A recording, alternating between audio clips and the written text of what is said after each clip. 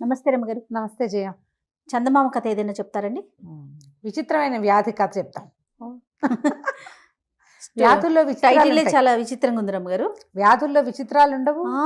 కొన్ని జబ్బులే ట్రికీగా ఉంటాయి. అవును. కొంతమంది ట్రికీ బిహేవియర్తో దాన్ని జబ్బుగా పరిణమింప చేసుకుంటారు ఈ మధ్య కాలంలో అయితే మరీ ఎక్కువైపోయినాయండి. కదా. అసలు అది ఎందుకు వస్తుందో తెలీదు. అవును. అది జెనెటికల్‌గా వస్తుందా? లేకపోతే మన అలవాట్ల వల్ల వస్తదా? ఏ రీజనో తెలీదండి. విచిత్రమైన జబ్బులు రమ్మగారు. అవును, ఆటో ఇమ్యూన్ డిసీజెస్ అంటారు. ఆ! ఆ! ఎందుకు వస్తుంది? పిల్లలు చూస్తే చక్కగా ఉండగా శుభ్రంగా పళ్ళల్లే ఉంటారు. అవును. సడన్ గా వాడికి ఏదో జబ్బు చేస్తుంది. ఎందుకు అలా వచ్చిందో ఎవరికీ తెలియదు. తెలీదు. ఓహో డబ్బులు అవును. ఖర్చు అయిపోతాయి, పిల్లలేమో వెళ్ళిపోతారు, అమ్మా నాన్నలకి పాపం అవునండి. లోకాన్ని మిగిల్చి వెళ్ళిపోవటమే. అబ్బో పెద్దవాళ్ళకు కూడా అలాగే వస్తున్నాయి క్యాన్సర్. పేర్లు చెప్పకో, అమ్మో వద్దు ఆ రమ్మగారు. పేరు ఎత్తుకోకూడదు, అసలు భయం వేస్తోంది. ప్రతి పక్కింట్లోనూ ఉంది. అవునండి. ఈ విచిత్రమైన వ్యాధి ఇంకా విచిత్రమైంది. ఒక ఊళ్ళో పల్లెటూరులో ఓ సాయమ్మ రంగన్న భార్యాభర్తలు ఉన్నారు. వీళ్ళు ఏంటంటే కొంచెం పెద్దవాళ్ళు అయిపోయారు, మధ్య వయస్సు దాటారు, పిల్లలు కలగల. వాళ్ళిద్దరే ఉంటుండేవాళ్ళు. ఏదో చిన్న పొన్న వాదనలు మొదలుపెట్టి చిలికి చిలికి గాలివానయ్యి ఆ రంగన్న పెళ్ళాన్ని 4 కొట్టి రుసరుసలాడుతూ బయటికి వెళ్ళిపోయేవాడు. ఎప్పుడూ దెబ్బలు తినేది. హ్మ్. మళ్ళీ సాయంత్రం మామూలుగానే ఉంటాడు. ఓకే. ఈ దెబ్బలు తిని తిని తిని ఒక దశలో అనిపించిందంటే ఎప్పుడైనా వీడిని కూడా చితకొట్టిచ్చేయాలి. ఇటీవల కాలంలో ఈ మాటలు వింటున్నాం. ఒకసారి పోలీస్ స్టేషన్లో పెట్టి ఉతికిచ్చేసేయాలి అని భర్తలను ఉతికించాలని భావించే భార్యలు ఇప్పుడు కనపడుతున్నారు బాగా. ఆ! పాతకాలంలో కూడా ఉండేవాళ్ళు. ఎవరైనా సరే వీడిని తంతే కానీ ఆ తన్నుల నొప్పేంటో వీడికి తెలియదు. ఇంత వయసు వచ్చింది, ఇంకా నేను దెబ్బలు తినాలా అలా అనిపించేది.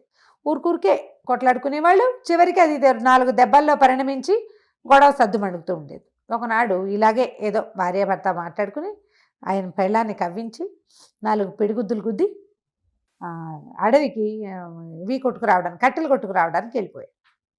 ఆవిడ ఎప్పుడెప్పుడు అని చూస్తున్న అవకాశం ఆ రోజు వెతుక్కుంటూ వచ్చిందనమాట. హుహు. ఏమైంది అటాగా రంగన్న అటు వెళ్ళిపోయాక ఒక అరగంట గంట తర్వాత ఈవిడేదో మెల్లిగా లేచి ఇంట్లో పని చేసుకుంటుంటే ఆ జమీందార్ గారి పని వాళ్ళు ఒక 4 వచ్చారు.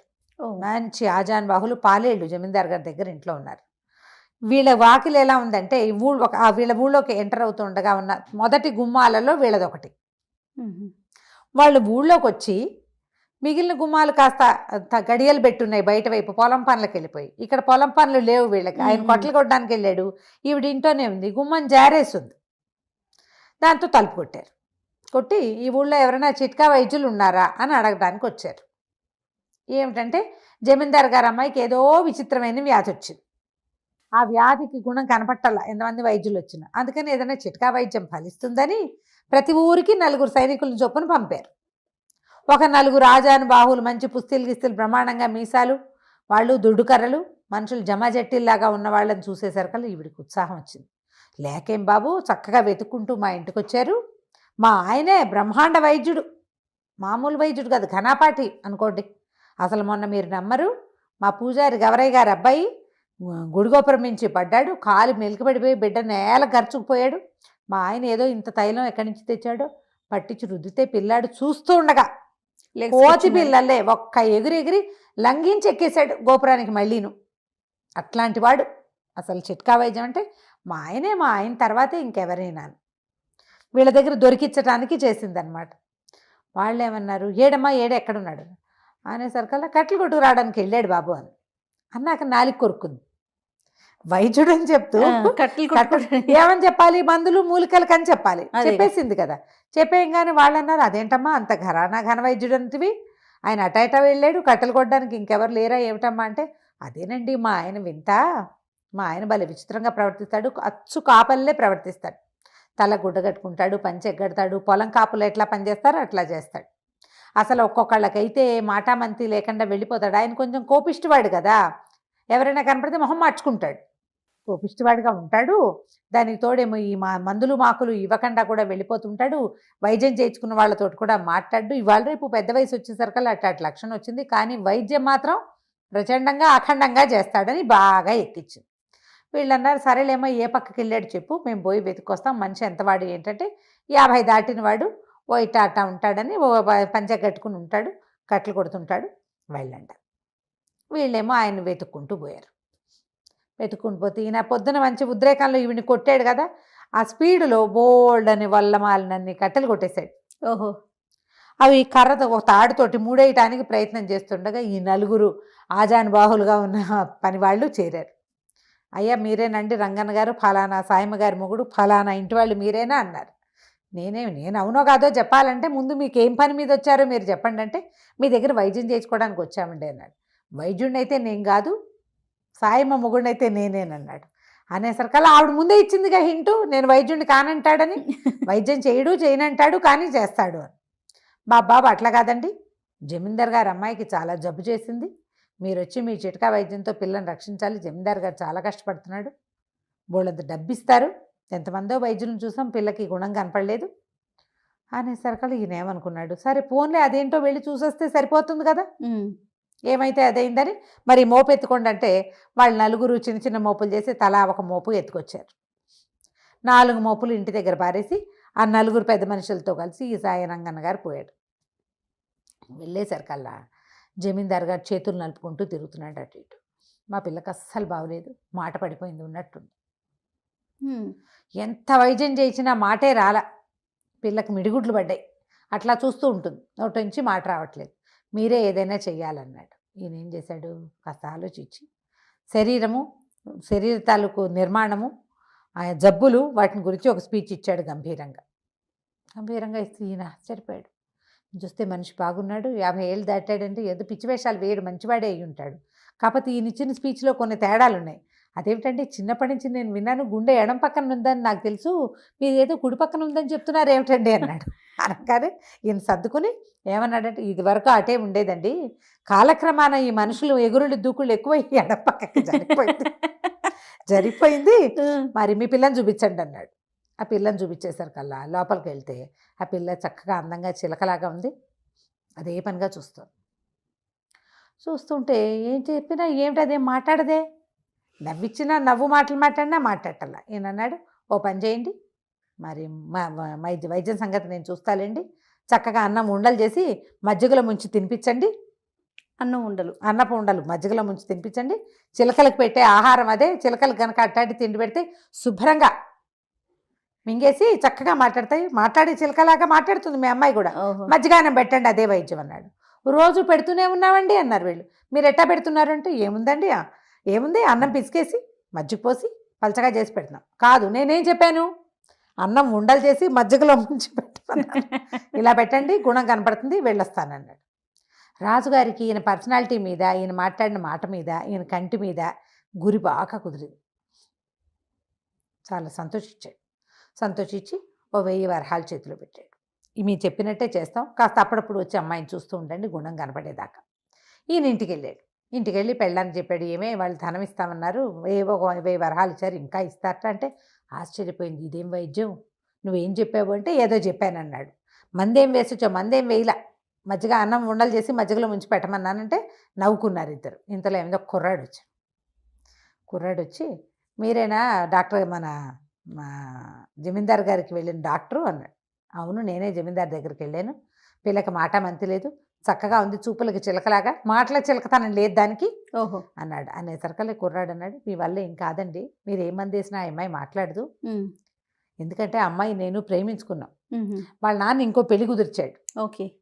జమీందార్ గారి బాధ ఏమిటి, పెళ్లి కుదిర్చాము, పిల్లకి మాట పడిపోయింది, పెళ్లి నాటికి మాటలు రావాలి అని చెప్పాడు ఈయనకి. ఈ రంగన్నకి చెప్పాడు ఆ మాట. ఈ కుర్రాడు ఏం చెప్పాడంటే, పెళ్లి కుదిర్చారు కాబట్టి అమ్మాయి మాట్లాడటం మానేసింది, ఇది జబ్బును పడిపోయింది కాబట్టి పెళ్ళి ఆగిపోయింది, సంబంధం వాళ్ళు సిద్ధంగానే ఉన్నారు, ఏనాడు ఈ పిల్ల జబ్బు కుదిరితే ఆ రోజు పెళ్లి చేసుకోవడానికి, ఆ జబ్బు కుదిరే జబ్బు కాదండి అనగానే ఆ రంగన్న అన్నాడు, ఎందుకు నాయన ఈ బాధ అంతా, నువ్వు రా నాతోటి అని చెప్పేసి 3వ రోజున ఆ కుర్రాన్ని వెంబడి పెట్టుకుని రాజస్థానానికి తీసుకుపోతే పిల్లని చూస్తానన్నాడు. మీరు చెప్పినట్టుగానే అన్నం పెట్టామండి, ఏం గుణం కనపడలేదు అన్నాడు. ఇప్పుడు కనపడుతుంది కాదండి గుణం, నన్ను లోపలికి పంపించండి అన్నాడు. ఈ అబ్బాయి ఎవరండి అంటే, మావాడే శిష్యుడని ఆ శిష్యుని వెంట తీసుకుపోయాడు లోపలికి. ఆ అబ్బాయిని చూడగానే పిల్లకి కిలకిల మాట్లాడటం మొదలుపెట్టింది. వాళ్ళ నాన్న లోపలికి వచ్చాడు, నువ్వు తెచ్చిన సంబంధం చచ్చినా చేసుకో తెలుసా నీకు అంది. అనేసరికి రాజు కొళ్ళు మండిపోయింది, చిచ్చి పాడిపిల్ల పిచ్చివాగుడు బాగుతుంది, ఏదైనా మందేసి దీన్ని నోరు పడిపోయేలాగా చేయమన్నాడు. అనేసరికి రంగన్న అన్నాడు, బాబు ఎందుకండి, ఈ పిల్లకి మాట పడిపోయిందే దీనివల్ల, ఒకవేళ ఇది వద్దంటే అమ్మాయి ఆ పెళ్ళే చేసుకోదు, మీ పరువు పోతుంది, మాట తెప్పించిన వాడికి ఏది కావాలంటే అది ఇస్తానన్నారు కదా, వీడే మాట తెప్పించిన వాడు. వాడికి ఇచ్చి పెళ్లి చేయండి, బాగుంది కదా. రాజుగారికి ఏం చేయాలో తెలియలే. పిల్ల నువ్వు నువ్వు చచ్చిన పెళ్లి నేను చేసుకోనంది. ఇక జమీందార్ గారు ఏం చేస్తాడు, ఈ లోపల దాసీలు వాళ్ళు వీళ్ళు వచ్చేసి చూసేశారు. ఈ కుర్రాడు ఎవరో వచ్చాడు, వాడిని చూడగానే పిల్ల చిలకలాగా మాట్లాడుతోంది. ప్రచారం అయిపోయిందా, ఈ మాట ఇప్పటికి పోదు కదా. సరే ఆయన ఏమనుకున్నాడు, అలా కానివ్వండి, సరే ఈ కుర్రాడి వల్ల మాట వచ్చింది కాబట్టి కుర్రాడికి ఇచ్చి పెళ్లి చేస్తున్నామని ప్రచారం చేయడానికి నిశ్చయించుకుని ఈ రంగన్న గారికి 10,000 వరహాలు బహుకరించి బట్టలు పెట్టి, బాబు సంతోషంగా ఉండండి, మీ వల్లే మా పిల్లకి గుణం కుదిరింది, లేకపోతే తెలిసేదే కాదు. సరే ఆయన ఇంటికి వెళ్ళిపోయాడు, పెళ్ళాన్ని చూపించాడు, చూడవే ఎంత డబ్బులు వచ్చినాయని. ఆవిడ ఏమందంటే, నువ్వు నన్ను కొట్టడం వల్ల నిన్ను తన్నించడానికి నేను ఏర్పాటు చేశాను, చివరికి ఇది డబ్బు సంపాదన మార్గంగా వచ్చింది, అమ్మాయి గారి విచిత్రమైన వ్యాధి మనకి ఇది వచ్చింది, నువ్వు నీ వ్యాధి కూడా తగ్గించుకో, ఇదివరకు సంపాదన లేక పని లేక కొట్టేవాడివి, ఇంత డబ్బులు వచ్చినాయి, చక్కగా 4 గొడ్డు గోదా పెట్టుకుని కాస్త ఇల్లు వాకిలి ఏర్పరచుకుంటే ఆ పని ఉంటుంది కదా. అవును, ఖాళీగా ఉండకపోవడంతో ఇంకా ఆయన ఎప్పుడూ కొట్టలేదట. వాళ్ళిద్దరూ హాయిగా ఉన్నారు. కథ కంచుకి మనం ఇంటికి. చాలా బాగుందండి. నమస్తే రమ్మగారు. నమస్తే రమ్మగారు. నమస్తే జయ. రమ్మగారు, మంచి చందమామ కథ ఒకటి చెప్పండి. చిన్న కథ చెప్దామా? పూర్వం ఒక రాజుగారు ఒక ఆయన ఉండేవారు. ఆయన కూడా ఎప్పుడు దిగులుగా ఉండేవాడు, చాలా దీనంగా మొహం పెట్టుకునేవాడు. జనాలకు అర్థమైంది, ఎందుకు ఇంత దిగులుగా ఉంటాడు ఈయన, అంత దిగులు పడ్డానికి కారణం ఏమిటో తెలియదు. అది రాజు తాతండ్రుల నుంచి వచ్చిన రాజ్యం, ఏదో పిల్లలు వీళ్ళు ఉన్నారు, రాజ్యం సుభిక్షంగా ఉంది, అన్నీ బాగానే ఉన్నాయి. ఆయన ఇట్లా ఉండేవాడు, సూర్మంటూ ఏమిటో అనుకునేవాళ్ళు. ఆయన దిగులుగా ఉండటానికి ఒక రహస్యం ఉంది. ఆ రహస్యం ఆయనకి క్షవరం చేసేటువంటి మంగలి అప్పన్నకి మాత్రమే తెలుసు. జుట్టు కత్తిరించేటప్పుడు ప్రతి నెల అప్పన్న అది చూస్తాడు. ఏమిటంటే రాజుగారికి చెవులు గాడిద చెవులు ఇట్లా ఉంటాయి ఆయనకి. అయితే ఆయన ఏం చేసేవాడు, మామూలుగా అయితే గడ్డం చేయడానికి వీడు రోజు విడిచి రోజు వచ్చేవాడు, తలపని చేయడానికి నెలకోసారో 2 నెలలకోసారో. అప్పుడు ఈ కిరీటము, ఈ జుట్టు కవర్ చేసిన జుట్టు అంతా వెనక్కి తీయాలి కదా, అది కవర్ చేసేలాగా హెయిర్ కట్ చేసి పెట్టేవాడు. ఈయన ఎక్కువగా కిరీటం పెట్టుకునేవాడు. పగటిపూట ఎవరికి తెలిసేది కాదు. ఆ రాత్రిపూట ఏమిటంటే వాళ్ళ అప్పుడు దీపాలు అవి తక్కువ కదా, అంత రాత్రిళ్ళు ఎవరికైనా తెలుసుకునే అవకాశం ఉండేది కాదు. ఆయన తలపాగాతోటి వాటితోటి కవర్ చేసుకునేవాడు, ఎవరికైనా తెలిసిపోతుందేమో అని దిగులు. ఓహో. అయితే ఇలా కొద్ది రోజులు చాలా కాలం గడిచాక ఆయనకి ఏమనిపించిందంటే, ఎవరికి తెలుస్తుంది, ఊరికే నేను ఎందుకు దిగులు పడుతున్నాను, అక్కడి నుంచి వీళ్ళు ఈ పురోహితులు తర్వాత మంత్రులు, మీ దిగులుకి కారణం ఏమిటి, మీరు ఇలా మనసు బట్టి ఇదవటానికి ఏమిటి, ఎప్పుడు దిగులుగా ఎందుకుంటారు, మీ దిగులు ఏదో మాకు చెప్పండి అని అడుగుతూ ఉంటే, చెప్పండి అంటే వీడు ఎవరికైనా చెప్తాడేమో అని ఒకరోజు ఏం చేశారు, వాడు జుట్టు కత్తిరించడానికి వచ్చినప్పుడు, అరే మా అప్పన్న, నా చెవులు గాడి చెవులని ఎవరికీ తెలీదు, ఎవరికైనా తెలిసింది అంటే అది నీకు, నువ్వు నీ వల్ల నీకే తెలుసు, నువ్వు నీ వల్లే బయటికి తెలియాలి, కాబట్టి ఎవరికైనా చెప్పేవో జాగ్రత్త, చంపేస్తాను అన్నాడు. అప్పటిదాకా అప్పన్న క్యాజువల్గా తీసుకున్నాడు, వాడికి తెలుసు చిన్నప్పటి నుంచి రాజుగారికి చెప్పద్దు అనగానే కడుపులో ఉబ్బరం వచ్చేస్తుంది, ఎవరికైనా అంతే. అవునది ఎవరికి చెప్పకూడదంటే ఎవరికి తెలియని ఒక రహస్యం నాకు తెలిసి అనిపిస్తుంది, పిల్లలకు కూడా ఇప్పుడు చెప్పేద్దామా అని ఉంటుంది. అక్కడి నుంచి అన్నవరటం మానేసింది వీడికి, కడుపు ఉబ్బరం. అక్కడి నుంచి వాళ్ళ ఆవిడ రోజు తినేదే తిన్నావు, ఎందుకు ఏమిటి నువ్వు ఎందుకున్నావు ఇట్లా, ఆ మొహం అట్లా పెట్టుకుంటావేమిటి ఆవదాగినట్టు, ఎందుకు అట్లా ఉన్నావు అని ఓహో నిలదీసింది, అడిగింది, అసలు ఏమైనా ఉందా విషయం, ఏదైనా దాస్తున్నావా మనసులో పెట్టుకుని, నాకు చెప్పు, నేను ఎవరికి చెప్పను. సరే ఇక అన్నం అరగటల్లా వీడు రాజుగారు బాగానే ఉన్నారు ధైర్యంగా, ఎందుకంటే అప్పిగాడిని బెదిరించా, వాడు ఎవరికి చెప్పడు అని ఈయన కొంచెం యాక్టివ్గా కనపడటం మొదలెట్టాడు. జనమంతా అబ్బా పర్వాలే రాజుగారు బాగున్నారు అనుకున్నారు, రాజుగారి నీరసం అంతా అప్పిగాడికి వచ్చింది. వీడేం చేశాడు, ఒక వారం చూశాక డాక్టర్ దగ్గరికి పోయేసరికల్లా డాక్టర్ అన్నాడు, ఏమిటి నాడైతే బాగానే ఉంది, నువ్వు తింటున్నవేవో మీ ఆవిడ లిస్టు చెప్తోంది, అవి అరక్కపోవటం అంటూ లేదు, నువ్వు తినే తిండి ఎంత, నువ్వు చేసే పని ఏమిటి, ఏదైనా రహస్యాన్ని తెలుసుకున్నావా, దాన్ని దాచిపెట్టావా, గుర్తించాడు అని అడిగాడు డాక్టర్. నీ మనసులో ఉంది, నీ సమస్య పొట్టలో లేదు, మనసులో ఉంది, రహస్యం అంటూ ఉంటే ఓ పని చెయ్యి, ఎవరో ఒకళ్ళకి చెప్పేసి ఈ బాధ తీరిపోతుంది. అంటే ఎవరికి చెప్తానండి, ఎవరికైనా చెప్తే తలకాయ పోతుందండి అన్నాడు. నాకు చెప్పంటల్లా డాక్టర్, ఈ తలకాయ నొప్పి నాకెందుకని, మీ ఆవిడకి చెప్పబోయానండి. అయ్యో మా ఆవిడ సంగతి మీకేం చెప్పాలండి, టముకేసినట్టేనండి దానికి చెప్పామంటే. సాయంత్రానికల్లా నా పీక ఉత్తరించేస్తారు, నాతో పాటు దానికి కూడా పోతుంది. అది అసలు చెప్పకుండా ఉండటం అనేది దాని జీవిత చరిత్రలో లేదు. మా ఆయనకి కడుపుబ్బరామని ఇప్పటికి 1,00,000 మందికి చెప్పింది. కుదరదండి అన్నాడు. ఎవరో ఒకళ్ళకి చెప్పాలిరా నాయన, నీ జబ్బు ఇంకోలా తగ్గదు, చెప్పి తీరాల్సిందే, అంతే నీ సంగతి. సరే వీడు వారం 10 రోజులు తిరిగాడు, ఇటు అయిపోయాడు. ఇంకా అన్నం సాయించట్లా, సాయించిన అరగటల్లా, నిద్ర పట్టదు, చెప్పకూడదు. ఏ నిద్రలోనో వాగేస్తానేమో నేను భయం, పెళ్ళాం వినేస్తుందని టెన్షన్. అందుకని అది నిద్రపోయేదాకా వీడు పడుకునేవాడు కాదు. ఇంకా నీరసం రాదు, ఓపిక లేని వాడికి నిద్రే ఆహారం. అవును, ఆ నిద్రపోకపోతే వాడికి మందు పనిచేయదు. ఇంకా సరే ఏం చేశాడు, రాజుగారికి పనిచేసి తిరిగి వస్తుంటే కొంచెం ఈ చల్లగాలి పోసుకుందామని వచ్చే దారిని కాకుండా అటా అడవి దారి వైపుకి వెళ్ళాడు. వెళ్తే అడవి దారిలో ఒక పెద్ద బ్రహ్మాండమైన పుట్ట ఒకటి ఉంది. పాములు లేవు, చీమలు పెట్టిన పుట్టే బోలుగా కనపడుతోంది. సరే ఏమనుకున్నాడు, ఎవరో ఒకరికి చెప్పేయాలంతే. చకచకా వెళ్ళి ఆ పుట్ట దగ్గర చప్పట్లు తట్టి చూశాడు, దాని నేలను తన్ని చూశాడు. ఏమీ పాములు లేవు, అన్ని వ్యాఖ్యాలు అయిపోయినాయి. పాములు ఉండాలి, చీమలు పెట్టిన పుట్టలో పాములు ఉంటాయి, చీమలు లేవు, పాములు లేవు. ఆ పుట్టలో ఇట్లా మోహం పెట్టాడు పెద్దది, అది ఇట్లా హోల్సేలే ఉంటుంది కదా, పెట్టి రాజుగారి గాడి చెవులో, రాజుగారి గాడి చెవులో హోయ్ ఓహోయ్ ఓహోయ్ అని 5-6 సార్లు చెప్పేసి అమ్మయ్య అని ఒక పెద్ద తేనిపొచ్చి ప్రశాంతంగా అయిపోయాడు, వెళ్ళిపోయాడు. బాగుపడ్డాడు. వాడికి ఏం అవ్వాల, ఇంకా బాగానే చెప్పేశాడు కదా. పుట్టలో అయిపోయింది. సంవత్సరంన్నర గడిచింది, 2 ఏళ్ళు కూడా గడిచాయి. రాజుగారు కులాసాగానే ఉన్నాడు, అప్పలకొండ కులాసాగానే ఉన్నారు, బాగుంది. అయితే ఏమైంది, తర్వాత సంవత్సరం మరుసటి సంవత్సరం బ్రహ్మాండమైన వానపడి, బాగా వానలు విపరీతంగా పడి ఈ మహావాల్మీకంలాగా ఉండే పుట్ట సాగపడికి పైగా కరిగిపోయి, ఆ పుట్టలోంచి దాని లోపల అడుగున ఎక్కడో ఉన్న వెదురు మొలక మొలిచి పెద్ద వెదురు చెట్టు అయింది. అది వెదుళ్ళ దగ్గరే పుట్ట వచ్చింది, ఆ పెద్ద మొక్క చచ్చిపోయింది.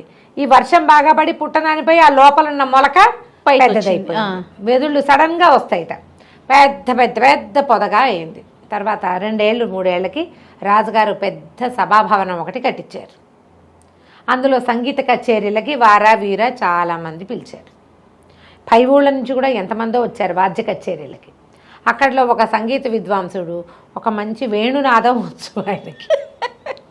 ఆ వేణువు కోసం వెతుక్కుంటూ కొత్త వెదురు కావాలని అడవిలోకి వెళ్ళి ఈ పుట్ట మీద ఉన్నటువంటి వెదురులోంచి 2 మంచి సలీసుగా ఉన్నటువంటి సన్నటివి బాగున్నవి తెచ్చుకున్నాడు. కాకపోతే తొలిగా రాజుగారి దగ్గరే వాయించాలనుకున్నాడు. ఆ వెదురు ఇంత పొడుగు వస్తుందా, దానికి హోల్స్ కొట్టాడు. మూసి చూస్తే గాలి ఇటు నుంచి అటు వెళ్తోంది, బాగుంది. అదే కదా మనకు కావాలి. సరే వెళ్ళాడు. వెళ్ళిన తర్వాత అందరూ తలా ఒక కచేరీ చేశారు. ఈయన కూడా మృదంగ విద్వాంని, వైలిన్ విద్వాంసుని, వెనకాల తంబురా వాళ్ళని, టింగ్ టింగ్ మన తాళం కొట్టే వాళ్ళందరినీ కూర్చోబెట్టుకుని పువ్వు అని ఊద్దాం అనుకున్నాడు. ఊదేసరికి రాజుగారి చెవులు గాడి చెవులు అని వచ్చింది అందులోంచి.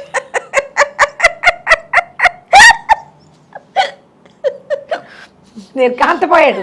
నేను ఒకటి పోతుంటే కళ్యాణ్ రాగాని బదులు గాడి చెవులు వస్తాయి ఏమిటో తెలియలే ఆయనకి. మళ్ళీ ఉఫు ఉఫు ఉఫు అని ఊదాడు.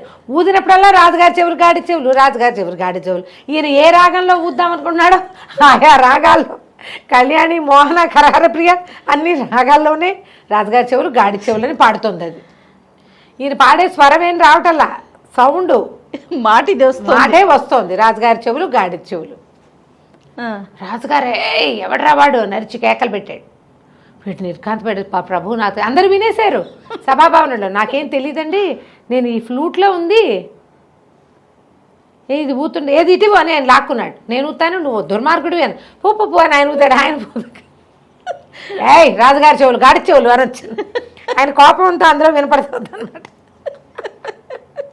అక్కడి నుంచి మంత్రి గారు ఆశ్చర్యపోయి, నిజమా, అదేంటండి, వీడే ఏదో వేషం వేస్తున్నాడు అనుకున్నాను. ఆయన ఊదాడు, సైన్యాధ్యక్షుడు ఊదాడు, పురోహితుడు ఊదాడు, రాణిగారు కూడా ఊదింది. ఎవరు ఊదితే వాళ్ళ గొంతుతో, వాళ్ళ ఎక్స్ప్రెషన్తో రాజుగారి చెవులు గాడి చెవులు. బాగుంది. మూలగా నుంచి అప్పికొండ నిర్ఘాంతపోయాడు. అప్పుడు మరి ఏం చేస్తాడు అప్పలకొండ? నోరు మూసుకొని నుంచున్నాడు. ఏం చేయాలో తెలియలే. రాజుగారికి ఏమంటే అందరికీ తెలిసిపోయాక ఇంకెందుకు, ఆయన కిరీటం తీసి పక్కన పెట్టాడు. చాన్నాళ్ళుగా వీటిని కవర్ చేయలేక చచ్చిపోతున్నాను. అప్పటికి 100 సార్లు రాజుగారి చెవులు గాడి చెవులు అని విన్నాక నిజంగా గాడి చెవులు చూస్తే ఓ గాడి చెవులా అంటారు. గాడి చెవులు అని ఆశ్చర్యపోరు కదా. 100 సార్లు విన్నాక క్యాజువల్గా ఉంటాయి అవన్నీ. అందరూ ఆ మామూలుగా చూశారు. వినకపోతే ఒకసారి వింటే కొంచెం ఆశ్చర్యం, వినకపోతే బాగా ఆశ్చర్యం, విన్నాక కొంచెం బాగా వినేసాక ఏముండదు. అంతే. ఫస్ట్ టైం విన్నప్పుడే షాకింగ్. అంతే రమ్మగారు, ఏ విషయమైనా అంతేగా. ఇంకా దీన్ని కవర్ చేయడం ఎందుకు? అప్పన్న రేపొద్దున వచ్చి చెవుల మీద జుట్టు కత్తిరించారు, ఆ విసుగొస్తుంది జుట్టు భరించలేక అన్నాడు. మర్నాడు అప్పలకండ కొనుక్కుంటూ వచ్చాడు. రాజుగారు కులాసాగా ఉన్నారు. హాయిగా డిప్పకటింగ్ చేయించుకుని చక్కగా ప్రశాంతంగా గాడి చెవులను అందరికీ చూపిస్తూ తిరగడం మొదలుపెట్టారు. అసలు అప్పన్న తడకపోతే ఇష్యూడే లేదు. భయపెట్టకపోతే వాడు ఊరుకునేవాడు. అతను క్యాజువల్ గా తీసుకుంటాడు. రాజుగారు అందరి చెవులు ఇలాగే ఉంటాయి. రాజుగారు అంటే ఆ మాత్రం చెవులు ఉండాలనుకునేవాడు పాపం. బెదిరిచ్చేసరికి వచ్చిందనమాట. కథ కంచికే మనం ఇంటికి. చాలా బాగుంది రమ్మగారు. నమస్తే. నమస్తే రమ్మగారు. నమస్తే జయ. మంచి స్టోరీ చెప్తారా? చందమామ కథ చెప్తాం. పూర్వం ఒక గ్రామంలో ఒక గురువు గారు ఉండేవారట. ఆయనకి బోళ్ళంత మంది శిష్యులు ఉండేవాళ్ళు. ఒకడు చాలా ముఖ్య శిష్యుడుగా, చాలా ఇదిగా గురువుగారి దగ్గర చాలా శ్రద్ధగా చదువుకున్నాడు. మంచి మంత్రశాస్త్రం అవి కూడా చదువుకున్నాడు అబ్బాయి. అయితే ఏమైంది, ఓసారి గురువుగారు ఏదో గ్రామాంతరం వెళ్ళారు. గురువుగారి భార్య అప్పుడు నొప్పులు పడుతుంది. ఆవిడకి సంతానం అప్పటిదాకా సంతానం లేదు గురువుగారికి. మన కుర్రాడు ఈ శిష్యుడు అమ్మగారికి కాపలా ఉన్నాడు. మరి ఎవరినో మంత్రసాన్యులను కేకేసుకొచ్చాడు. అమ్మగారికి ఒంట్లో బాగుండలేదని చుట్టుపక్కల 2-3 ఏళ్ళ వాళ్ళని సహాయానికి పిలిచాడు. సరే, తనేమో వాకిలి గుమ్మం దగ్గర ఉన్నాడు. ఏదైనా అవసరపడితే పలకాలి కదా మనం గబుక్కున, అందుకని అక్కడక్కడే తిరుగుతూ ఉన్నాడు. అయితే ఏమైందట, సరిగ్గా ఈ పిల్లవాడో పిల్లో పుట్టబోతున్నారు. ఒక ఆయన వచ్చాడు లోపలికి. ఈ తలుపు తోసుకొచ్చాడు. ఈ శిష్యుడిని తప్పించుకుని పురిటి గదిలోకి వెళ్ళబోతున్నాడు. తీరా చూస్తే శిష్యుడు ఏదో మంత్రం పునశ్చరణ చేసుకుంటూ తలకాయ ఎత్తి చూడును కదా, అది బ్రహ్మదేవుడు. వచ్చిన ఆయన లోపలికి వెళ్ళాలన్నాడు. లోపలికి వెళ్ళాలి. బ్రహ్మదేవుడు చూడలేదు, ఇంకా ఇతను తెలుసుకోవాలి, కానీ తర్వాత తెలిసిందనమాట. లోపలికి వెళ్ళాలంటే లోపలికి వెళ్ళటం ఏమిటి, పురుడవుతోంది లోపల, అమ్మగారు నొప్పులు పడుతున్నారు, నువ్వు అట్టా వెళ్ళడానికి వీలేదని నాకు తెలుసు. ఆ పుట్టబోయే బిడ్డకి తలరాత రాయడానికి వెళ్తున్నా, అది భూమి మీద పడేసరికి రాస్తట ఆయన మన పక్కన నుంచుని. రాయటానికి వెళ్తానంటే అప్పుడు ఈ మంత్ర పునశ్చరణ వల్ల అతనికి తెలిసింది ఈయన బ్రహ్మదేవుడు అని. అలాగా ఏం రాత్రి అయిపోతున్నారండి అన్నాడు. ఏం రాత్రి అయిపోతాను, ఏదో వాడి మొహం చూస్తే రాస్తాను అనేసరికల్లా కాదు కాదు నాకు చెప్పండి అని అడిగాడు. ఇంతకీ ఏం పిల్ల పుట్టబోతుంది, మగపిల్లాడే పుట్టబోతున్నాడు అంటే ఏం రాస్తారు, వాడి మొహాన్ని ఏముంది, వాడికి ఆ జీవుడికి ఏముంది అంటే, ఏముంది బాగానే ఉంటాడు, వాడి జీవితాంతం, వాడికి రోజు వాడి దగ్గర ఎప్పుడు ఒక మూట బియ్యం ఒక ఆవు మాత్రమే ఉంటాయి, అదే వాడి గతి అని చెప్పాడు ఆయన. పికమొహం వేశాడు. అయ్యో, గురువుగారికి మగపిల్లాడి పుడతాడు, సంతోషంగా ఉంది, లేక లేక కలుగుతున్న సంతానం. ఒక మూట ఒక ఆవేనా పిల్లాడికి, వాడి జీవితంలో సంపాదన ఇంకేం ఉండదన్నాడు ఆయన. లోపలికి వెళ్ళిపోయాడు. ఈయన లోపలికి వెళ్ళి ఆయన బయటకు వచ్చేసరికల్లా పిల్లాడి పుట్టాడన్నారు. రాత రాసేసి అదృశ్య రూపంలో వెళ్ళిపోయాడు. ఈయన అదృశ్యంగానే ఉన్నాడు, ఈ కుర్రాడికే కనిపించాడు. ఈయనకి ఏం చెప్పాడంటే, ఈ విషయం నువ్వెవరికి చెప్పకూడదు. మరి అంతేగా, సీక్రెట్ కదా. సీక్రెట్ కదా, బ్రహ్మరాత ఎప్పుడు సీక్రెటే కదా. మళ్ళా 3 సంవత్సరాలు గడిచినాయి. 3 ఏళ్ళు అయ్యేసరికల్లా గురువుగారి భార్య మళ్ళీ నొప్పులు పడుతుంది. మళ్ళీ సేమ్ శిష్యుడే ఉన్నాడు వాకిట్లో.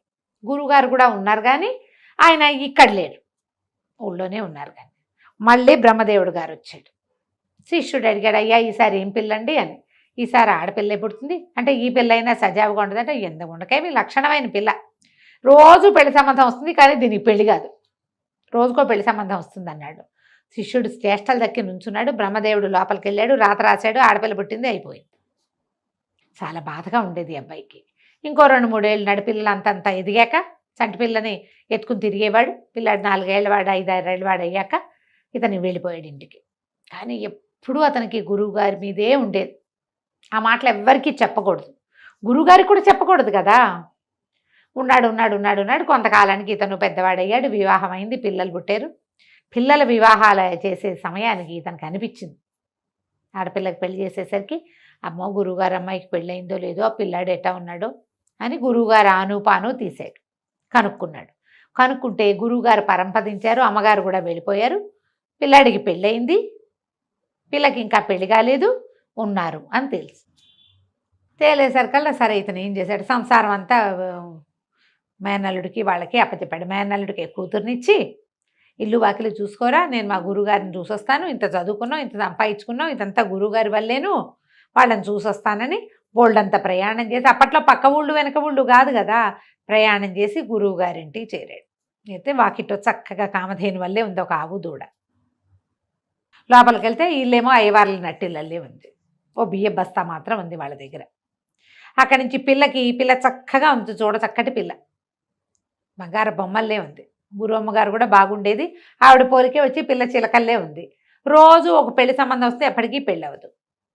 పిల్లాడికి పెళ్ళయింది, ఆ వదిన గారు ప్రతిరోజు పెళ్లి సంబంధం వస్తుంది, ఈ పిల్లకి పెళ్ళి ఎప్పుడు కుదురుతో దీని పేడెప్పుడు విరగడవుతుందని వదిన గారు తెగ తిట్టిపోసి రాల్చిపోస్తుంది ఆ పిల్లని, తిట్టిపోసి. వీడికి ఏం సంపాదించినా వీళ్ళకి ఆవు ఉంటుంది, మూట ఉంటుంది, ఇంక ఎంతకంటే రూపాయి రాదు. ఆయన ఏం చెప్పాడో అదే జరుగుతుంది. అమ్మ బ్రహ్మరాత భలే గట్టిగా రాసావు తాత నువ్వు అని అనుకుని పలకరించాడు. పలకరించి అబ్బాయి గుర్తుపట్టేవిట్రా అంటే, నేను ఫలానా నీ చిన్నప్పుడు ఇక్కడ ఉండేవాడిని అంటే, నువ్వు తెలియపోవటం ఏమిటి అన్నయ్య, రా అని పిల్లాడు ఆసక్తిగా కుర్రాడు ఈయన్ని పిలిచాడు. ఉండు మా ఇంట్లో అని, నీకు పెద్దగా ఏమి పెట్టలేవు, నా బతికిద్దగే ఉందంటే, ఏం పర్వాలేదు నాయన, మజ్జిగ ఉంది, అన్నం పచ్చడి వేసుకుని మజ్జిగ అన్నం తిన్నాడు. ఉన్నాక ఏం చేసినా ఇంతకంటే రావటం లేదు నాకు అని చెప్పాడు. బియ్యం దీకుండా ఉంటాయి, బియ్యానికి బాధ లేదు, ఆధారులో ఏదో దొరుకుతుంది, కూరనారో దొరుకుతుంది అంతే. బియ్యం మూట అంటే అన్నానికి లోటు లేదు వాళ్ళ దగ్గర. అక్కడి నుంచి తను ఏమన్నాడు, పాప ఒక మంచి ఆలోచన చెప్తారా, నేను చెప్పినట్టు చేస్తావా అన్నాడు. నువ్వు చెప్పినట్టు చేస్తానన్నయ్య చెప్పమన్నాడు. మరి రేపొద్దున మన దగ్గర బియ్యం అన్నీ సంతర్పణ చేసి ఊళ్ళందరికీ భోజనాలు పెట్టేసి, ఇంకేముంది తర్వాత బియ్యమో అన్నాడు, అవే వస్తాయి. ఆవు ఉంది కదా, ఆవు నమ్మేసి ఇంట్లోకి బట్టలు కొనుక్కొచ్చేసి, ఈ ఆవుని బియ్య బస్తాని ఉండనివ్వద్దు. మనకి ఎట్టా వస్తుంది, నీవు చెప్తున్నావు కదా నీకెప్పుడు ఆవు ఉంటుంది బియ్యం ఉంటాయని, ఆవు బియ్యం ఖర్చు పెట్టేస్తే వస్తాయో రావో చూద్దాం, అంతగా రాకపోతే నేను కొని పెడతా. బాగా ఆలోచించుకున్నాడు ఇతను. వద్దన్నాడు, అమ్మో నేను చేయలేను, నా ధైర్యం చాలటలేదే, పెళ్ళాన్ని తిట్టిపోస్తుంది అన్నాడు. ఏం పర్వాలా, నీకు ఇస్తాగా నేను డబ్బులు, చేసి చూద్దాం, ఏం చేస్తారో చూద్దాం అని చెప్పాడు. చెప్పేసరికల్లా సరే బాగానే ఉంది. మర్నాడు 3వ రోజు చుట్టుపక్కల బ్రాహ్మణ్యం అందరికీ చెప్పాడు కుర్రాడు వెళ్ళి, మా ఇంట్లో భోజనాలు పెడతాం, సంతర్పణ చేస్తున్నామని. ఊళ్ళో వాళ్ళు కూడా ఎవరైనా వచ్చి తినేసేయచ్చు. బియ్య బస్తాదుగా బియ్య బస్తాడు వండేసేసి ఏవో చిత్రాన్నాలు చేశారు, అందరినీ పిలిచారు, పెట్టేశారు, అయిపోయినాయి బియ్యం. అక్కడి నుంచి అన్నయ్య గారి సలహా ప్రకారం ఆవును సంతకు తీసుకెళ్ళి ఆవు దూడ 2 పట్టుకెళ్ళిపోయాడు, సంతలో అమ్మేసేసాడు. అక్కడి నుంచి భార్యకి బట్టలు, ఓ చంటి పిల్లాడు ఉన్నాడు, వాడి బట్టలు, తనకి ఇంట్లో బట్టలు, ఇంట్లోకి కావాల్సిన సామాన్లు అన్నీ తెచ్చేసుకున్నాడు. అయిపోయినాయి.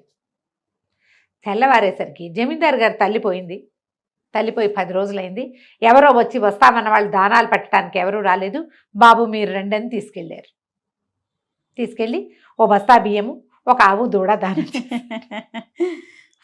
సాయంత్రం అయ్యేసరికి ఆవు దూడ బస్తా బియ్యము వచ్చేసాయి ఇంటికి. సరే 2వ రోజు మళ్ళీ 2 రోజులు 3 రోజులు అవ్వగానే మళ్ళీ ఆవును అమ్మేద్దాం పట్టన్నాడు అన్నయ్య. ఇలా బాగా ఆలోచించాడు, ఆవును అమ్మేసేసి ఇంకేవో సామాన్లు తెచ్చేసాడు ఇంట్లోకి. అక్కడి నుంచి బియ్య బస్తా పోసేసి మళ్ళీ సంతర్పణ అన్నాడు. బియ్యము ఇంట్లో సామాన్లన్నీ అయిపోతుండగా మళ్ళీ ఖబర్ వచ్చింది, వాళ్ళు ఎవరో పోయారు, గోదానం. మళ్ళా బియ్యం బస్తా, ఇదే కంటిన్యూ. కొన్నాళ్ళు ఇట్ అయింది. తర్వాత అయినా సరే వీళ్ళు బియ్యం ఖర్చు పెట్టేస్తారు, బియ్యం కూడా అమ్మేసేస్తారు, ఆవుని అమ్మేసేస్తారు, డబ్బులు చేసేసుకుంటున్నారు, ఏవో ఒకటి కొనేస్తారు, బంగారాలు టింగారాలు కొనేస్తారు. బియ్య బస్తా ఉండాలి, ఆవు ఉండాలి, వాడి శాస్త్రం, వాడి మొహాన్ని రాసున్నది ఏమిటి, బియ్య బస్తా ఆవు. బాగుంది. ఇట్లా గడుస్తుండగా ఒకరోజు ఏమైంది, తర్వాత ఎవరు మరణించలే, ఊళ్ళో ఎక్కడా మరణాలు లేవు. కానీ సడన్గా వీళ్ళ వాకిట్లో ఓ బియ్య బస్తా పెట్టుంది, ఒక ఆవు కట్టేస్తుంది. 4 రోజులు చూసి వీళ్ళు బస్తా వాడేశారు, ఆవును వాడేశారు. మళ్ళీ 5వ రోజున మళ్ళీ ఒక ఆవు వచ్చింది, ఓ బియ్య బస్తా వచ్చింది. ఈ కథ బాగుంది. అక్కడి నుంచి ఈయన ఏం చేశాడు, పెళ్లి కావాల్సిన పిల్లని దగ్గర కూర్చోబెట్టుకుని, అమ్మాయి నా మాట వినమ్మా, ఇంకేం వింటానన్నయ్యా, నాకు పెళ్ళి అవ్వదు, ఇట్లాగే ఉంది నా పరిస్థితి అంటే, అట్లా కాదు, ఈసారి పెళ్లి సంబంధం వస్తుందా, వచ్చిన పెళ్లి సంబంధం వాళ్ళు నాకు కంటే కాసుల పేరు వడ్డాణము ఓ పట్టు చీర తెస్తేనే చూస్తాను, కనిపిస్తాను, లేకపోతే నేను కనిపించను, పెళ్లి చూపులు కూర్చొని నేను అనేసరికి, సరే మామూలుగా వచ్చిన వాళ్ళే నన్ను పెళ్లి చేసుకోవట్లేదు, ఇవన్నీ సరుకులు తెమ్మంటే ఎవరు రారేమోనన్నయ్య, అయినా సరే చూద్దామన్నాడు. రేపొద్దునే ఒక పెళ్లి వాళ్ళు వచ్చారు, పెళ్లి వాళ్ళు వచ్చి పిల్లని చూస్తామన్నారు. రోజు పెళ్లి చూపులే ఆ పిల్లకి. అమ్మాయి నేను చచ్చిన పెళ్లి చూపులు కూర్చోను. కంటే కాసుల పేరు వడ్డాణము మరి ఓ పట్టు చీర తెచ్చిస్తేనే పెళ్లి చూపులు కూర్చుంటుంది. పెళ్లి వాళ్ళు తెల్లబోయారు, ఇది ఎక్కడ గోల్ పెళ్లి చూపులకే వెళ్ళిపోయారు. కానీ సాయంత్రానికి ఒక పెద్ద మనిషి వచ్చాడు. ఆయన ఒక కంటే కాసుల పేరు వడ్డాణం పట్టు చీర తెచ్చి ఊహించగలమా ఇలా జరుగుతాయని? అస్సలు కంటే కాసుల పేరు లోపల పెట్టుకుంది వదిన గారు. వీళ్ళ చక్కగా పట్టు చీర ధరించి ఆ పెద్ద మనిషికి వచ్చి కనిపించారు. రోజు ఆయనే వస్తున్నాడు. అన్ని వస్తున్నాయి. కంటే కాసుల పేరు వడ్డానో పట్టు చీర పట్టుకురావాలి, పిల్లని చూసి వెళ్ళాలి. పొద్దున గారు ప్రతిరోజు వచ్చే వస్తువులను చూసుకుని మరి బంగారం అంతంత అమృతుంటే ఎవరు కాదంటారు? కొత్త కొత్త బంగారు వస్తువులు రోజు వస్తువులు లోపల పెట్టుకుని రోజు తెస్తున్నాడు అతను. శభాష్. 9 రోజులు వచ్చాడు. 10వ రోజు ఈయన, అయ్యా నేను వచ్చిన పని అయిపోయింది, నీ సంసారం బాగుంది, ఆవుని బస్తాని మాత్రం ఉండేవద్దు నువ్వు. ఏ రోజు ఆ రోజు లేదా 2-3 రోజులు సమయం చూసుకుని చేసేసి అదే డబ్బు అయిపోతుంది, మళ్ళీ అవి నీకు వస్తాయి, ఏం పర్వాలా, సరేనా అని చెప్పి, అమ్మాయి ఇదే కంటిన్యూ చేయి, నువ్వు పెళ్ళవకపోతే అదే పోతుంది, హాయిగా ఉంటావు కనీసం నువ్వు అని చెప్పేసి చెల్లెలకి చెప్పేసి బయలుదేరాడు. ఈయన బయలుదేరింది ఏం టైము? పొద్దున్నే వాళ్ళు ఒక పడవ దాటాలి. ఆయన అది తెల్లవారి 5:30-6 గంటలకల్లా పడవ తీస్తారు. అక్కడికి వెళ్ళాలంటే ఈయన 2 గంటలకు బయలుదేరాలి, బ్రాహ్మీ ముహూర్తంలో బయలుదేరాలి. నేను సంధి వార్చుకుని వెళ్తానమ్మా అని కోడలికి తమ్ముడికి వీళ్ళకి చెప్పేసేసి రాత్రి వాకిట్లో పడుకున్నవాడు గావంచా సర్దుకుని తన సంచి సర్దుకుని నడిచి రావటం మొదలెట్టాడు. ఏరు దాటుతున్నాడు, కొంచెం చిన్న ఏరు దాటి అవతల పడవ దగ్గరికి వెళ్ళాలి. తెల్లవారుజాం ఒక ఆయన ఒక ఆవు ఓ సంచి పుచ్చుకుని నడిచి వస్తున్నాడు. ఆయన అక్కడ దాటి ఇక్కడికి రావాలి. వస్తుంటే బాగా పరకాయించి చూశాడు, మంత్రం పునశ్చరణ చేసుకుంటూ. ఈయన చూసేసరికి బ్రహ్మదేవుడే. బాగున్నారా స్వామి అని అడిగాడు. ఏం బాగుంటాను రా నాయన, నన్ను ఇరికిచ్చావు కదా నువ్వు అన్నాడు బ్రహ్మదేవుడు. 10 రోజుల నుంచి బ్రహ్మదేవుడు వస్తున్నాడు రోజు వీళ్ళింటికి. ఆవు బస్తా ఇవ్వాల్సిందే, ఈ అబ్బాయికి వడ్డాణం ఇవ్వాలి. రోజు పెళ్లి చూపులు దాని మొహం మీద రాశాడు. మరి పెళ్లి చూపులకి ఇవి ఇస్తే గానీ కూర్చోనంటే అవి ఇచ్చి కూర్చోవాలి ఎవరో ఒకరు. అందుకని ఆయనే వస్తున్నాడు. అనేసరికల్లా ఇతను అన్నాడు, మన శిష్యుడు, మరి ఎందుకండి వాళ్ళ రాత మార్చచ్చు కదా అన్నాడు. రాయటమే కానీ మార్చటం మన వల్ల కాదురా నాయన, నా కర్మకి ఇది వచ్చింది, కొంచెం మాడిఫై చేస్తా, 2 అక్షరాలు సవరించి సరి చేస్తానులే, నువ్వు వెళ్ళిరా అన్నాడు. తెల్లవారి ఇంకో పెళ్లి సంబంధం వచ్చి పిల్లకి పెళ్ళైపోయింది. అబ్బాయికి ఎక్కడి నుంచో ఆస్తి స్వాస్తి కలిసి వచ్చినాయి. ఈ మూట ఆవు నుంచి పైకి వెళ్ళిపోయాడు, 10 ఎకరాల పొలం కూడా వచ్చింది. వాళ్ళు హాయిగా ఉన్నారు. బ్రహ్మదేవుడు తన కర్మానికి వీళ్ళకి పంచాడు. రోజు ఏ చావు రాకపోతే ఆయనే ఆవు బియ్య బస్తా తెచ్చిపెట్టాలి. తెచ్చాడు అట్లా 3 సార్లు. వీళ్ళకేమో 9 రోజుల పాటు 9 వడ్డాణాలు, 9 కంటలు, 9 కాసుల పేర్లు పట్టుకొచ్చి ఇచ్చాడు. అది కంచకి మనం ఇంటికి. బాగుంది రమ్మగారు, తమాషా కథ. మన మొహాన రాసి ఉంటే చచ్చినట్టు మన చేతిలోకి వస్తుంది చేయాలి. ఎవరో ఒక కారణం అవుతారు దానికి, ఎవరో ఒక కారణం. అది మనకి రాతలో లేకపోతే మనం ఎంత ప్రయత్నించినా చివరి దాకా వచ్చైనా విరిగిపోతుంది అది, అంతే. నిజం రమ్మగారు. నమస్తే అండి. నమస్తే జయ. నమస్తే రమ్మగారు. నమస్తే జయ. రమ్మగారు, ఒక సామెత చెప్తుంటారండి, దొరికితే దొంగ, దొరకనంతసేపు దొరే అనేసి. ఎవరైనా అంతేగా, అంతేగా, దొరికితే దొంగే, దొరకకపోతే ఏమీ లేదు. ఏమీ లేదు. ఈ మాట అన్ని విషయాల్లోనూ అంతే జయ. అవునండి. ఎవరైనా ఇతరులను మోసం చేసేవాళ్ళు, ఇతరుల డబ్బు వాడుకునేవాళ్ళు, పెద్దవాళ్ళని మోసం చేసేవాళ్ళు, ఆఫీసుల్లో మోసాలు చేసేవాళ్ళు, భార్యల్ని భర్తల్ని ఒకళ్ళనొకళ్ళు పార్ట్నర్స్ని మోసం చేసుకునేవాళ్ళు, దొరకనంతసేపు వాళ్ళు మర్యాదస్తులే. ఎవరి గురించి అయినా మనం మాట్లాడుతుంటే గంభీరంగా వింటారు, అవునంటారు. వాళ్ళ సంగతి బయటపడ్డాక కదా వాళ్ళ సంగతి తెలిసేది. ఎప్పుడూ అంతే, దొరికితేనే దొంగ, దొరకనంతసేపు వాడు దొంగని ఎవరికీ తెలీదు, ప్రపంచానికి తెలియదు కదా. లోక సహజమైన విషయం, అది ఎప్పుడు చూస్తాం మనం. ఇలా కనెక్ట్ అయ్యేలాగే ఉన్న స్టోరీస్ ఉన్నాయండి. బోల్డ్ అని దొంగల కథలు ఎన్నో. చందమామలో పూర్వం 1000 ఏళ్ల క్రితంటే ఒక దొంగ ఉండేవాడు, గజ దొంగ. వాడు మామూలు వాడు కాదు, కంటికి తెలియకుండా పాపలు తీయగలడు వాడు, అలాంటి వాడు. అయితే ఏం చేసేవాడు, వాడు దొంగతనం చేసి ఇదిగో వచ్చా, ఇదిగో నేను వచ్చాను అని రాసేవాడు అక్కడ. ఓరిని ఇదిగో వచ్చాను అది అని రాసి పెట్టేవాడు. రాసి పెడితే క్రమంగా ఇదిగో వచ్చాడని చెప్పుకునేవాడు. అదే వాడి పేరైపోయింది. ఎంతంత దొంగతనాలు చేసేసేవాడు. ఇక వెండేమిటి, బంగారం ఏమిటి, వజ్రాలేమిటి, వైఢూర్యాలేమిటి వెర్రెత్తినట్టు పోయేవి. ఒకే సందులో ఆల్టర్నేటివ్ ఇళ్లలో దొంగతనాలు.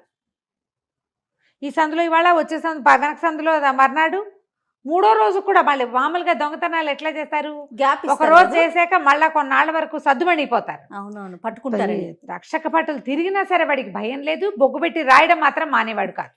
బాగుంది. అయితే అలా ఉండగా ఉండగా వీళ్ళు నగరం అట్టుడికిపోయింది.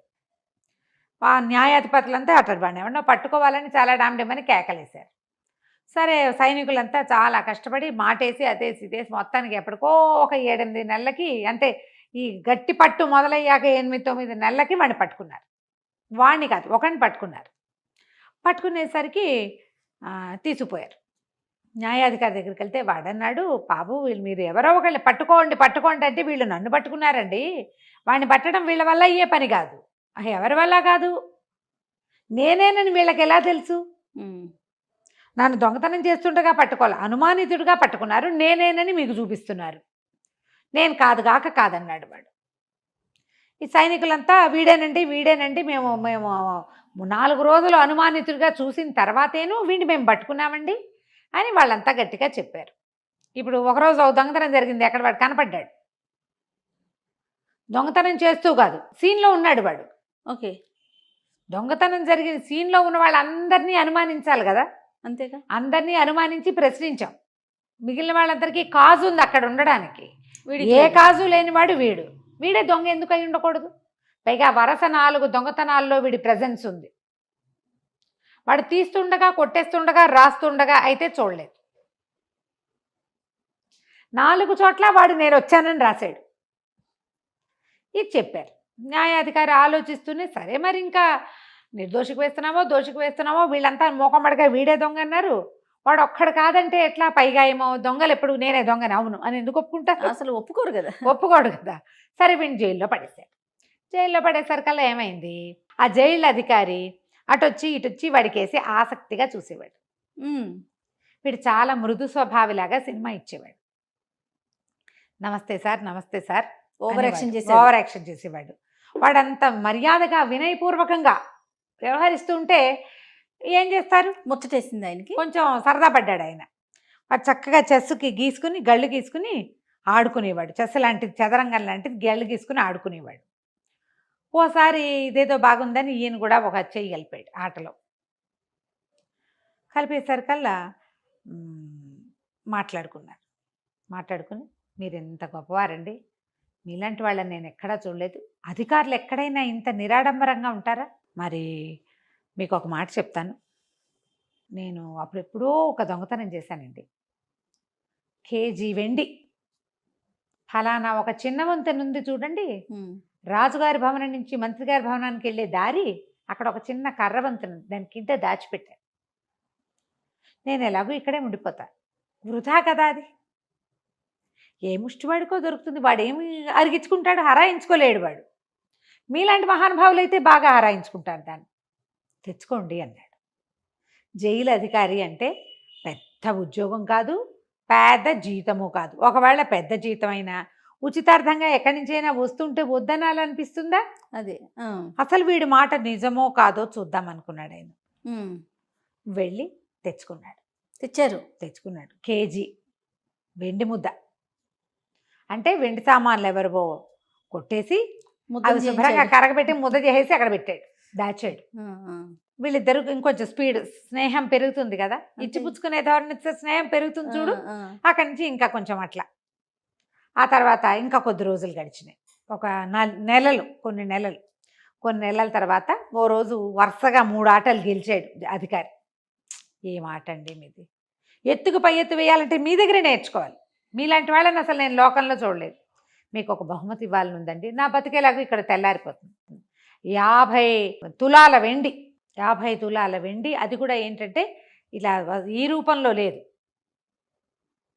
ఈ రూపంలో ఉండదు, అది వస్తు రూపంలోనే ఉంది. ఫలానా ఇంకా అక్కడెక్కడో దాచిపెట్టానన్నాడు. ఈయన పోయి అది కూడా తెచ్చుకున్నాడు 2 సార్లు. సరే ఒకనాడు ఇలా కొన్ని నెలలు గడిచినాయి, మళ్ళీ ఆడుకుంటున్నారు వీళ్ళు. రోజు కాసేపు కబుర్లు చెప్పుకునే వాళ్ళు.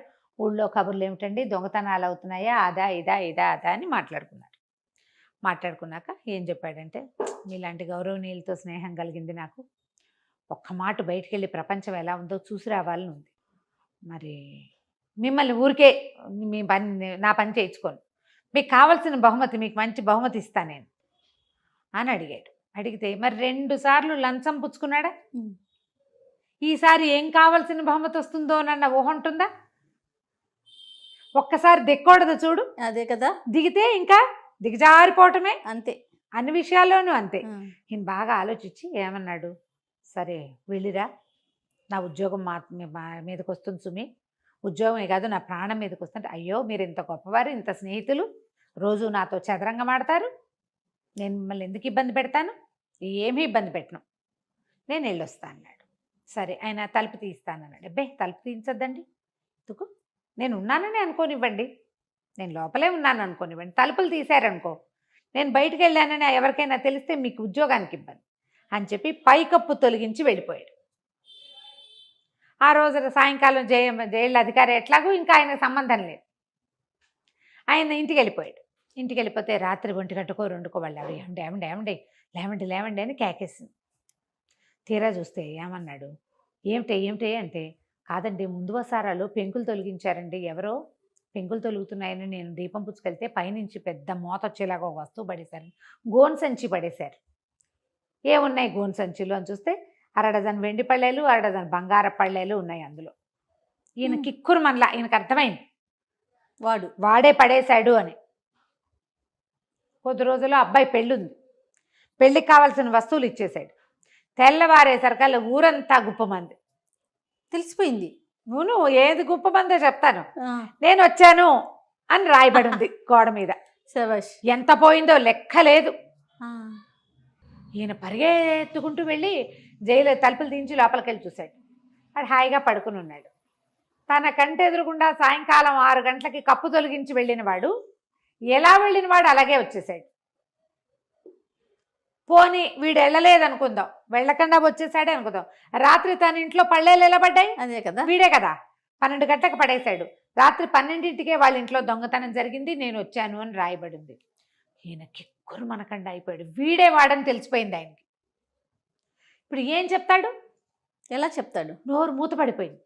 కానీ ఏమైంది, ఎప్పుడైతే ఇలా అయిందో రక్షక భటులు ఊరంతా తిరిగారు, నేను వచ్చాను అని రాయబడి ఉంది అంటే నేను వచ్చాడనమాట. అప్పుడు మొత్తం కాగితాలు తెరిచి చూస్తే 1.5 సంవత్సరం క్రితమే నేను వచ్చానని అరెస్ట్ చేశారు వీళ్ళు. ఏడాది క్రితమే, ఏడాది అయింది. ఏడాది నుంచి ఒక ఖైదీ లోపల ఉండగా నేను వచ్చానని ఒకడు రాశాడు అంటే ఏడాది నుంచి ఉన్నవాడు నేను వచ్చాను కాదనమాట. వెంటనే న్యాయాధికారి రియలైజ్ అయ్యి, అయ్యో ఒక నిర్దోషిని ఏడాది నుంచి లోపల పెట్టాం, వాడికి 1 సంవత్సర గ్రాసం ప్రభుత్వం ఇవ్వాలి, నెలకి ఇంత జీతం అని ఇవ్వాలి వాడికి. ఒక సామాన్యమైన మానవుడు వాడికి ఎంత జీతం వస్తుందో, నెలకు 2,000 రూపాయలు వస్తాయి, నెలకి వాడు ఇంత తిండి తింటాడు, వాడి కుటుంబం. ఆ మొత్తము 4 బస్తా బళ్ళ మీద వేసి వాడికి అప్పచెప్పాలి, వాడిని రిలీజ్ చేయాలి. ఈ జైలు అధికారి గారి గొంతులో ఒక వెలక్కాయ పడింది. వాడు దొంగగా దొరికి కూడా దొరైపోయాడు, తను దొరకని దొంగ. అంతే.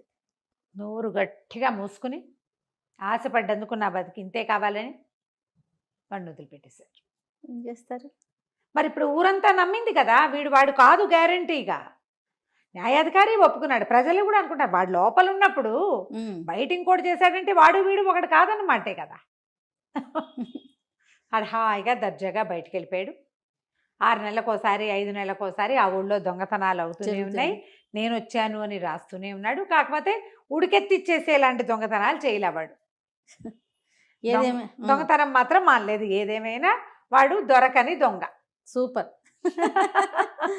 చూసారా, ఒక తప్పుకి సమర్థిస్తే అది ఇంకా జీవితాంతం అది ముందుకు వెళ్తానే ఉంటుంది కదా రమ్మగారు. ఒకదాని తర్వాత ఒకటి లంచం తీసుకోవటము, ఏదైనా ఎమోషనల్ బ్లాక్ మెయిలింగ్కి గురవ్వటం. ఒకసారి కనుక లొంగామంటే లొంగుతూనే ఉంటాం.